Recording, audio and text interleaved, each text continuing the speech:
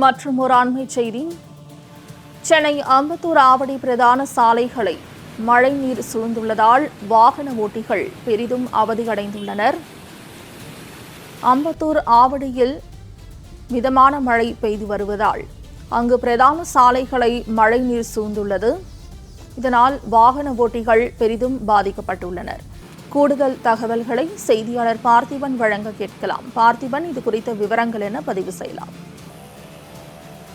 தற்போது சென்னை அம்பத்தூர் அடுத்த ஆவடி உள்ளிட்ட பகுதிகளில தொடர்ந்து கனமழையானது பெய்து வருகிறது. அம்பத்தூர் ஆவடி உள்ளிட்ட பகுதிகளில தொடர்ந்து மழை பெய்து வருவதால் இந்த பகுதியில் இருக்கக்கூடிய சாலையில் பிரதான சாலையில் மழைநீர் தேங்கி நிற்கிறது.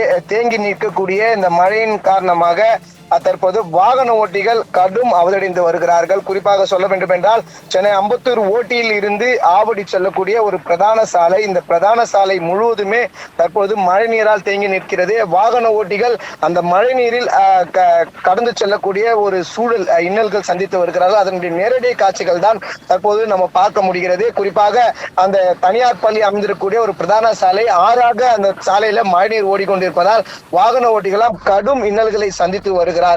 எனவே ஆவடி மாநகராட்சி எந்த ஒரு நடவடிக்கையும் எடுக்க வேண்டும் ஒரு குற்றச்சாட்டு எழுந்திருக்கிறது.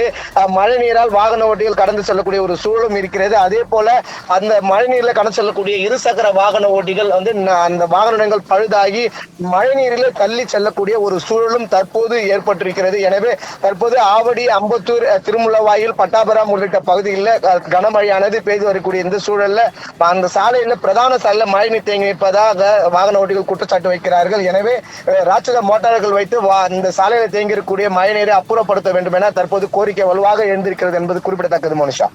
பார்த்திபன், தகவல்களுக்கு நன்றி.